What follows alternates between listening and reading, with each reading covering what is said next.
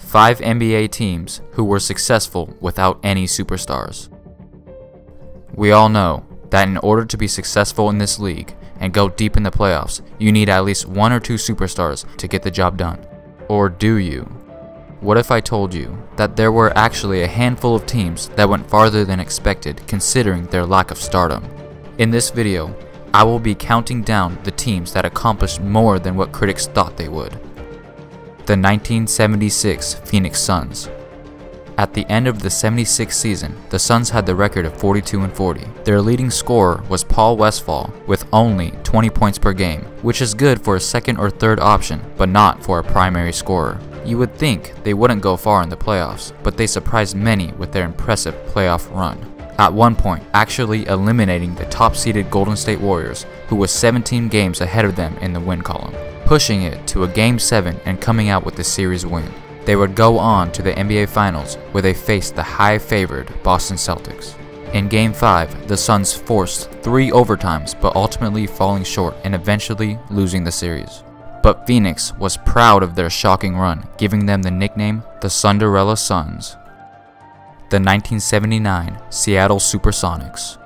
The 79 season was the most successful season in franchise history, but most fans consider that the 1996 Sonics was actually the best team in franchise history, and that the only reason they lost the finals was because they faced Michael Jordan. And if the 79 Sonics were to face Jordan, they also would have lost. But regardless, at the end of the day, the 1979 Supersonics were the more successful team because they won the championship. But it's not like their roster was full of superstars. Their top 3 scorers all averaged under 20 points per game, with Gus Williams, who averaged 19 points per game, Dennis Johnson at 15 points per game, and Jack Sikma, who also averaged only 15 points per game. The superstar scoring might not have been there, but their perimeter defense was just enough to edge out the Washington Bullets and win the NBA Finals. The 1999 New York Knicks. I know the Knicks had Patrick Ewing, and at one point he was considered a superstar, but he was injured for most of the 99 season, along with another key player, Latrell Sprewell. And with the shortened lockout season, the Knicks had to desperately get things together and try to secure a playoff spot, which they did, but only placing 8th in the conference with a 27-23 record. The Knicks unexpectedly took down the top-seeded Miami Heat in 5 games in the first round, and then sweeping the Atlanta Hawks in the second round. Then they would go on to face what people consider an all-time great rival, the Indiana Pacers, in the Eastern Conference Finals. But unfortunately, Patrick Ewing injured his Achilles in Game 2 and would not return for the rest of the playoffs. But it's not like he was putting up star-powered numbers, considering he only averaged 13 points per game in the playoffs. But with the combination of Allen Houston and Larry Johnson giving everything they had, they eliminated the Pacers in 6 games, and would advance to the NBA Finals, making them the only 8th seed to make the NBA Finals in history. But they were clearly overmatched by the height of Tim Duncan and David Robinson, losing in 5 games to the Spurs.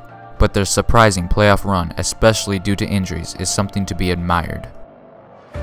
The 2000 Indiana Pacers. Reggie Miller was the team star for many years, but in 2000 his years were numbered, approaching the tail end of his career. You would think Reggie led the team in scoring, but actually Jalen Rose led the team in scoring with 18 points per game. He was the most improved player, but last time I checked, he was no superstar. Despite the lack of a clear team superstar, the Pacers made it once again to the Eastern Conference Finals, facing their arch rivals, the New York Knicks, but this time defeating the Knicks and stamping their ticket to the finals. But unfortunately, they ran into the young and overpowered Los Angeles Lakers. Although they were defeated, you have to admit that their postseason run was inspiring, considering the declining age of Reggie Miller. And finally, the 2004 Detroit Pistons. The Pistons won back-to-back championships in 1989 and 1990, but didn't advance past the first round since 1991. But that changed when the Pistons hired former player Joe Dumars as team president. He decided to trade the franchise player Grant Hill before he signed with another team, so they can at least get something in exchange for Hill.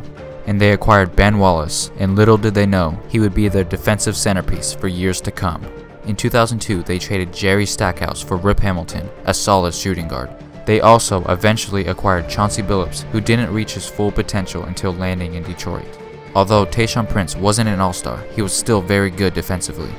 In the beginning of the 03-04 season, the Pistons were average until the mid-season trade deadline. They acquired Rasheed Wallace, a power forward who can post up and stretch the floor. Now with all the pieces in place, Detroit was ready to make a statement.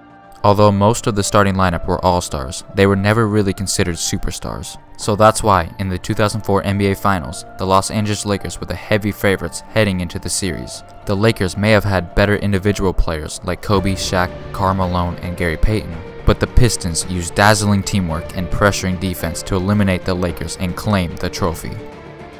So as you can see, it is very possible for a team with little star power to work together and achieve massive amounts of success. So remember, if your home team doesn't look good on paper, just believe with great chemistry and discipline, they can accomplish great things. Thanks for watching, and don't forget to comment, like, and subscribe.